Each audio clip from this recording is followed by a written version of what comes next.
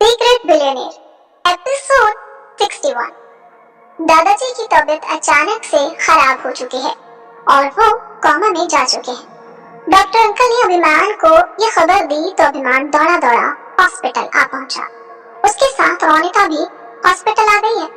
Hospital आकर जब अभिमान ने देखा तो उसके दादाजी कोमा में जा चुके हैं। डॉक्टर अंकल ने उसे बताया, अभिमान मैंने तुमसे कहा था अपने दादाजी का खास ख्याल रखो। अब देखो ये क्या हो गया। दादाजी को इस तरह से देखकर अभिमान अपने आंसू नहीं रोक पाया और डॉक्टर अंकल से लिपट कर रोने लगा। रोनिता उसे दिलासा देने लगी। डॉक्टर अंकल ने अभिमान से कहा, अपने आप को संभालो अभिमान।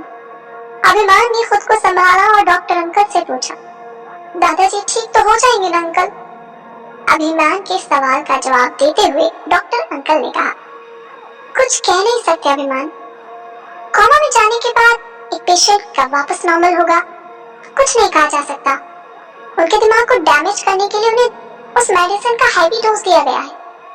अब ये कोमा से कब तक बाहर आएंगे कुछ नहीं कहा जा सकता। एक घंटा, एक दिन, एक हफ्ता, एक महीना, एक साल या फिर कभी नहीं, कुछ नहीं कह सकता मैं। दादाजी की ऐसी हालत का जिम्मेदार अभिमान खुद को ठहराने लगा। डॉक्टर अंकल ने कहा, अभिमान कंपनी से तुम्हारे दादाजी बहुत प्यार करते हैं और जब से उन्होंने टीवी पर सट्टेबाजी वाली खबर देखी है तभी से उनकी हालत बिगड़ गई और फिर वो कोमा में चले गए। टीवी पर सट्टेबाजी की खबर के बारे में सुनकर अभिमान हैरान रह गया और उसने डॉक्टर अंकल से पूछा, कौन सी न्यूज़ अंकल? डॉक्टर अंकल ने कहा, क्या मतलब तुम्हें नहीं पता? अभिमान ने कहा, डॉक्टर अंकल क्या हुआ था आप मुझे सही सही बताइए। डॉक्टर ने कहा, मैं तुम्हारे दादाजी की तबीयत के बारे में मालूम करने के लिए उनसे मिलने तुम्हारे घर गया था। वहाँ जाकर मालूम हुआ तुम घर पर नहीं हो तो मैं तुम्हारे दादाजी को नीचे हॉल में ले आया। नीचे हम टीवी देख रहे थे। मुझे लगा कुछ अच्छा दिखेगा तो शायद उसे अच्छा फील हो, कुछ महसूस हो, लेकिन फिर न्यूज चैनल पर अचानक से न्यूज फ्लैश हो गई जिसमें लिखा था कि तुम्हारी कंपनी के एक एम्प्लॉय ने सीबीआई को बयान दिया है कि तुम्हारे कहने पर उसने सटोरियो को 50 लाख रुपए दिए थे। तुमने सट्टेबाजी की थी। न्यूज चैनल को सिंघानिया ग्रुप का सट्टेबाजी में शामिल होने वाली खबर सुनकर रुद्र की अचानक से तबीयत बिगड़ने लगी, जिसके बाद उसे मैं हॉस्पिटल ले आया। डॉक्टर अंकल का इतना कहना था कि अभिमान हैरान रह गया। तभी वार्ड बॉय आया और उसने डॉक्टर से दूसरे पेशेंट की हालत के बारे में कहा। डॉक्टर तुरंत दूसरे पेशेंट को देखने के लिए चले गए। अभिमान डॉक्टर की बातें सुनकर हैरान रह गया क्योंकि उसे यकीन नहीं हो रहा कि जिस खबर को उसने छुपाने के लिए सीबीआई इंस्पेक्टर जयकुमार को एक मोटी रकम खिलाई थी, वही न्यूज अचानक से बाहर कैसे आ गई और कैसे दादाजी तक पहुंच गई। अभिमान सोचता सोचता हॉस्पिटल के रिसेप्शन तक आ गया। वहाँ भी टीवी चल रहा है और टीवी पर वही न्यूज चल रही है। सिंघानिया ग्रुप के इकलौते वारिस अभिमान सिंघानिया ने की सट्टेबाजी, सटोरियो को दिए 50 लाख रुपए। टीवी पर चल रही न्यूज को देखकर अभिमान का गुस्सा 7वें आसमान पर पहुंच गया। रोनिता ये देखकर मुस्कुराने लगी क्योंकि उसका प्लान उसी के मुताबिक काम कर रहा है। लेकिन उसने अभिमान को दिलासा देते हुए कहा, अभिमान तुम फिक्र क्यों कर रहे हो?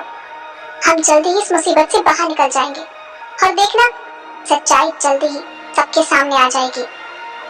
रोनिता की बातों का जवाब देते हुए अभिमान ने कहा, कैसे सब्र करूं रोनिता? दादाजी की तबीयत इतनी खराब है सिर्फ मेरी वजह से और उनकी सालों की मेहनत पर भी मैंने बदनामी का दाग लगा दिया।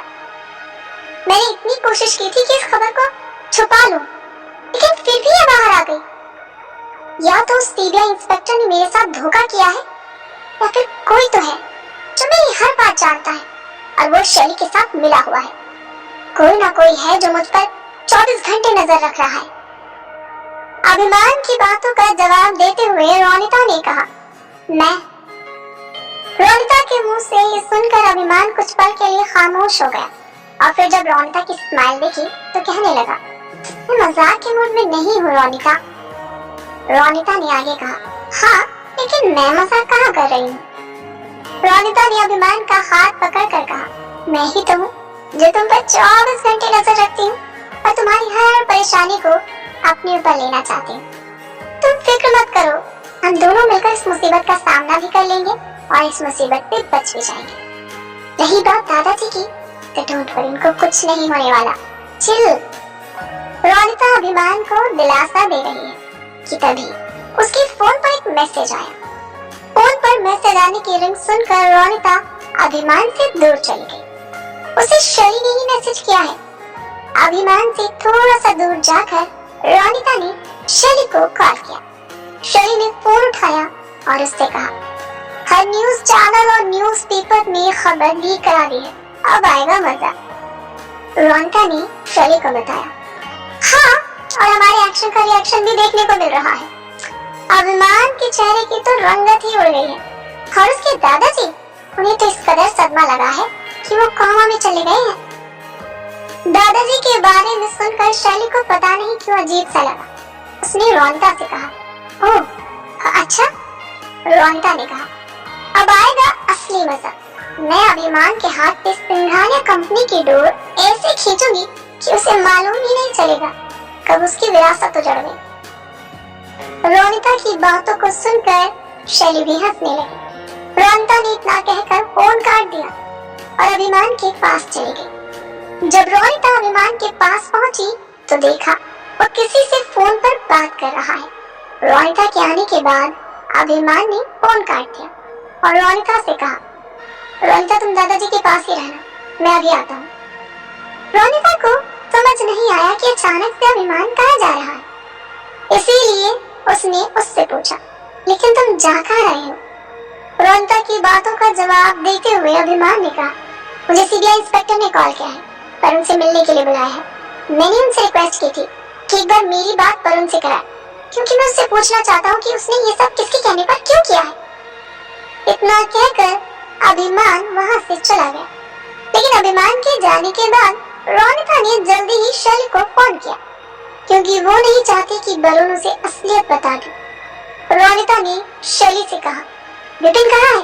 शैली ने जवाब दिया, विपिन तो यही है, क्या हुआ? रोनिता ने कहा, विपिन से कहो कि अभिमान के साथ सीबीआई ऑफिस जाए। अभिमान वरुण से मिलने और उससे बात करने के लिए जा रहा है। रोनिता की बात सुनकर शैली परेशान हो गई और बोली, क्या? अगर वरुण ने अभिमान के सामने सब कुछ सच बता दिया तो हमारे प्लान्स पर पानी फिर जाएगा।